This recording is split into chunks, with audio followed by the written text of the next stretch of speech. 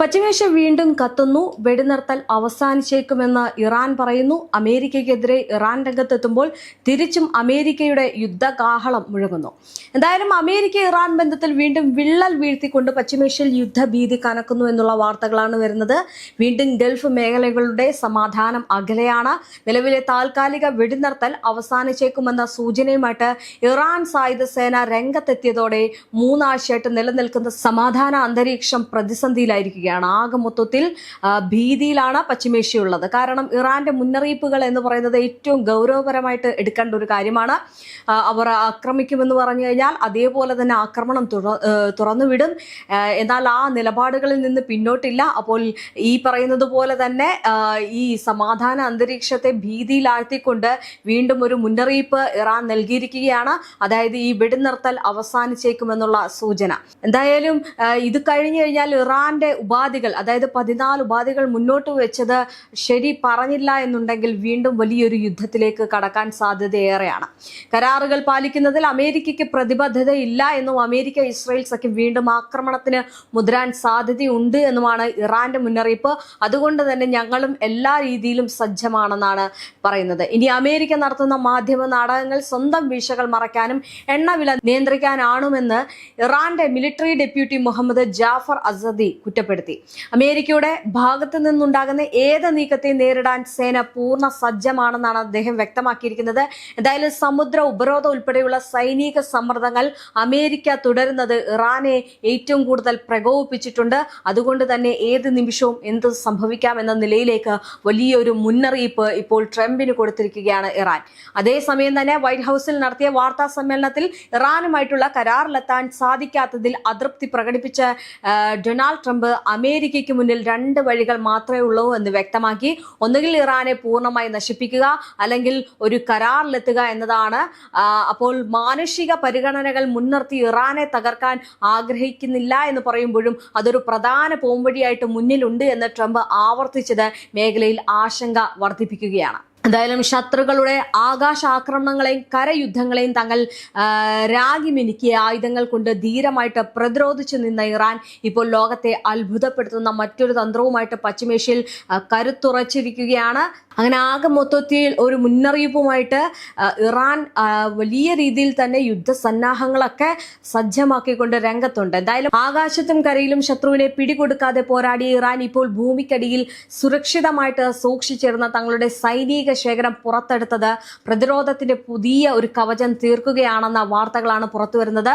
തങ്ങളെ തകർക്കാൻ ആർക്കും കഴിയില്ല എന്ന ഉറച്ച പ്രഖ്യാപനമാണ് ഈ നീക്കത്തിലൂടെ ഇറാൻ നടത്തുന്നത്.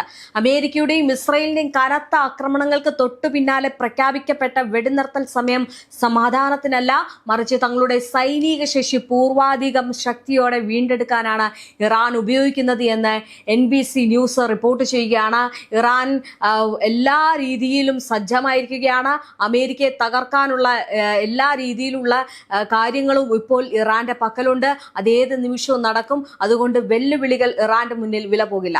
ഇനി തകർന്ന കെട്ടിടങ്ങളുടെ അവശിഷ്ടങ്ങൾക്കിടയിലും ഭൂമിക്കടിയിലെ രഹസ്യ അറകളിലും സുരക്ഷിതമായിട്ട് സൂക്ഷിച്ചിരുന്ന അത്യാധുനിക ആയുധങ്ങൾ ഓരോന്നായിട്ട് പുറത്തെടുത്ത് വരാനിരിക്കുന്ന വലിയൊരു പോരാട്ടത്തിന് ഇറാൻ കോപ്പുകൂട്ടുകയാണ്. ഇതൊരു സാധാരണ സൈനിക പുനഃസംഘടനയല്ല, മറിച്ച് ഭാവിയിൽ യുദ്ധം വീണ്ടും പൊട്ടിപ്പുറപ്പെട്ടാൽ ശത്രുക്കൾക്ക് അപ്രതീക്ഷിതവും ശക്തവുമായിട്ടുള്ള തിരിച്ചടി നൽകാനുള്ള ഇറാന്റെ ദീർഘകാല തന്ത്രത്തിന്റെ ഭാഗമാണ്. ലോകം സമാധാനം പുനഃസ്ഥാപിക്കപ്പെടുമെന്ന് പ്രതീക്ഷിക്കുമ്പോഴും ഭൂമിക്കടിയിൽ നിന്ന് ആയുധങ്ങൾ വീണ്ടെടുക്കുന്ന ആ രഹസ്യ നീക്കം പശ്ചിമേഷ്യൻ രാഷ്ട്രീയ വരും ദിവസങ്ങളിൽ കൂടുതൽ കലുഷിതമാക്കുമെന്നതിന്റെ വ്യക്തമായിട്ടുള്ള സൂചനയാണ് നൽകുന്നത്. ഈ നീക്കങ്ങൾ ഡൊണാൾഡ് ട്രംപ് വീണ്ടും സൈനിക നടപടി ആരംഭിക്കാനുള്ള സാധ്യതകളുമായിട്ട് ബന്ധപ്പെട്ടാണ് കൂടുതൽ ശ്രദ്ധ നേടുന്നത്. ഇത്തരത്തിലുള്ള ഒരു ഡിസ്പേഴ്സൽ ടാക്ടിക്സ് യുദ്ധ സാഹചര്യങ്ങളിൽ ഒരു ഭാഗം നഷ്ടപ്പെട്ടാലും മറ്റു ഭാഗങ്ങൾ പ്രവർത്തനക്ഷമമായിട്ട് തുടരാൻ സഹായിക്കുന്ന തന്ത്രമാണെന്ന് പ്രതിരോധ വിശകലന വിദഗ്ധർ ഇതിനെ പറയുന്നുണ്ട്.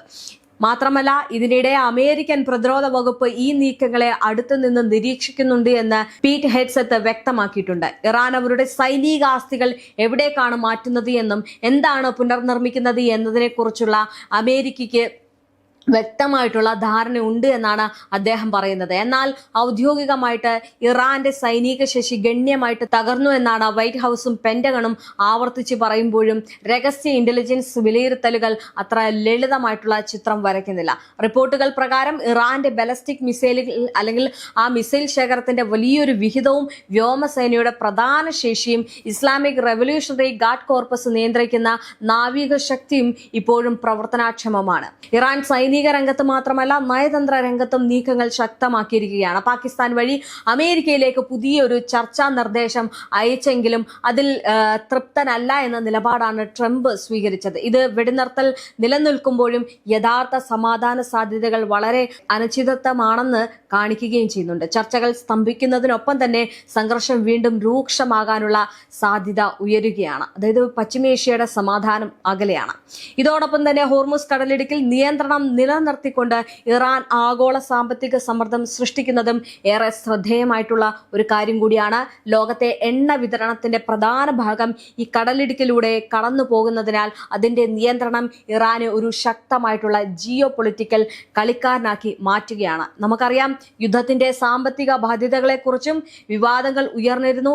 ഇറാൻ വിദേശകാര്യമന്ത്രി അബ്ബാസ് അരാഗ്ചി അമേരിക്കയ്ക്ക് നേരിട്ട് $100 ബില്യൺ നഷ്ടമുണ്ടായെന്നാണ് ആരോപിക്കുന്നത്. ഇത് പെന്റഗൺ കണക്കാക്കിയതിന്റെ പല മടങ്ങാണ്. മാത്രമല്ല, മറുവശത്ത് ചില അമേരിക്കൻ സ്രോതസ്സുകൾ പോലും യഥാർത്ഥ ചെലവ് ഔദ്യോഗിക കണക്കുകളേക്കാൾ വളരെ കൂടുതലാണെന്ന് സൂചിപ്പിക്കുകയും ചെയ്യുന്നുണ്ട്. ഇത് അമേരിക്കയുടെ വലിയൊരു സാമ്പത്തിക നഷ്ടം തന്നെയാണ്. എന്തായാലും നശിച്ച സൈനിക താവളങ്ങളുടെ പുനർനിർമ്മാണവും ആയുധങ്ങൾ പുനഃസ്ഥാപിക്കൽ, ദീർഘകാല സൈനിക ചെലവുകൾ എന്നിവ കൂടി കണക്കിലെടുക്കുമ്പോൾ യുദ്ധത്തിന്റെ മൊത്ത ചെലവ് $100 ബില്യൺ കടക്കാമെന്നാണ് വിലയിരുത്തലുകൾ സൂചിപ്പിക്കുന്നത്. അക്കാദമിക് തലത്തിലും ഈ ഒരു ആശങ്ക ശക്തമാണ്.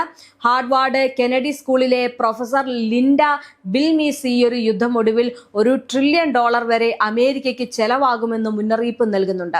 ഇറാഖ്, അഫ്ഗാനിസ്ഥാൻ യുദ്ധങ്ങളുടെ അനുഭവം മുൻനിർത്തിയാണ് ഈ ഒരു കണക്ക് എന്ന് പറയുന്നത്. ദീർഘകാല പ്രത്യാഘാതങ്ങൾ ഇതിലും ഉൾപ്പെടുത്തിയിട്ടുണ്ട്. എന്തായാലും ഇതോടൊപ്പം തന്നെ അമേരിക്കയ്ക്കുള്ളിലെ പൊതുജനാഭിപ്രായവും ഒരു യുദ്ധത്തെക്കുറിച്ച് വലിയ മാറ്റം കാണിക്കുന്നു എന്നത് ശ്രദ്ധേയമാണ്. ഇപ്പോസസ് നടത്തിയ ABCC news Washington post survey പ്രകാരം 10ൽ 6 അമേരിക്കക്കാരും ഇറാനെതിരായിട്ടുള്ള യുദ്ധം തെറ്റായിട്ടുള്ള തീരുമാനമായിരുന്നു എന്ന് വിശ്വസിക്കുന്നുണ്ട്. വെറും 3-1 പേർ മാത്രമാണ് അത് ശരിയായിരുന്നു എന്ന് കരുതുന്നത്. ഇത് ഇറാഖ് യുദ്ധത്തിന്റെ തുടക്കത്തിൽ ഉണ്ടായിരുന്ന പൊതുഭാവനയേക്കാൾ വലിയ വ്യത്യാസമാണ് സൂചിപ്പിക്കുന്നത്.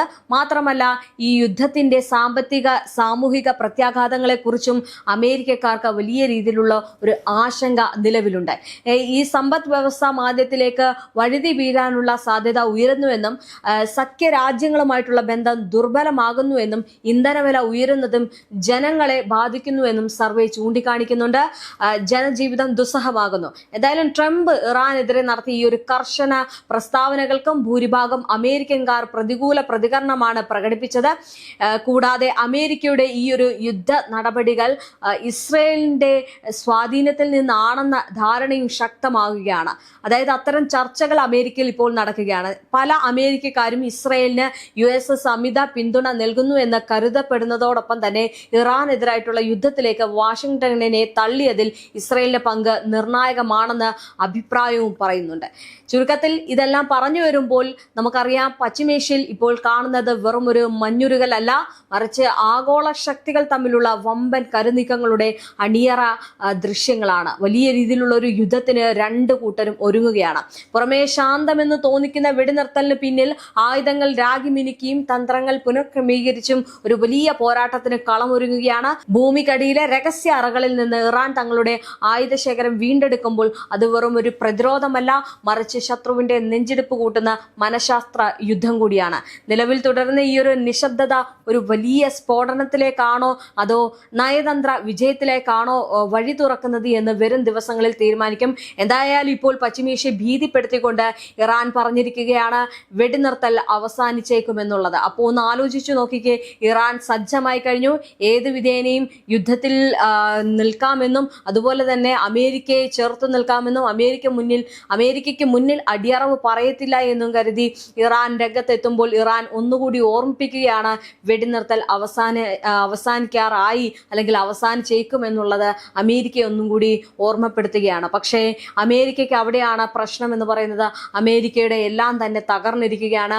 ഇനി ഞാൻ നേരത്തെ പറഞ്ഞതുപോലെ തന്നെ പുനർനിർമ്മാണമുണ്ട്, സൈനിക ശേഷിയുണ്ട്, അതുപോലെ തന്നെ ആയുധ ശേഖരങ്ങളൊക്കെ കുറയുന്ന ഒരു സാഹചര്യമാണ്. ഇപ്പോൾ എന്തായാലും ഇസ്രയേലിൽ നിന്ന് കുറച്ച് ആയുധ ശേഖരണങ്ങളൊക്കെ കൊണ്ടുവന്നതിലൂടെ അടുത്ത യുദ്ധത്തിലേക്ക് കടക്കാമെന്നാണ് കരുതുന്നത്. പക്ഷേ നമുക്കറിയാം അമേരിക്കയുടെ അത്യുഗ്രമായിട്ടുള്ള ഈ പറയുന്ന ഡ്രോണുകളും ബോംബുകളും എല്ലാം തുളച്ചു കയറുന്ന രീതിയിലുള്ള ഒരു വലിയ ആയുധങ്ങളാണ് ഇറാന്റെ പക്കലുള്ളത്. അപ്പോൾ ഇസ്രയേലിൽ നിന്ന് ഈ ഒരു നീക്കങ്ങൾ കൊണ്ടുവന്നെങ്കിലും അത് ഇറാന്റെ മുന്നിൽ വില പോകില്ല. ഇറാൻ അതിലും വലിയ രീതിയിൽ, അതായത് നിങ്ങൾ കണ്ടിട്ടില്ലാത്ത രീതിയിലുള്ള ആയുധങ്ങൾ ഞങ്ങൾ പ്രയോഗിക്കുമെന്നാണ് പറഞ്ഞിരിക്കുന്നത്. അപ്പോൾ അത്തരം നീക്കങ്ങളിലേക്ക് നടക്കുകയാണെങ്കിൽ പശ്ചിമേഷ്യയിൽ സമാധാനം എന്നേക്കും ഇല്ലാതെയാകും.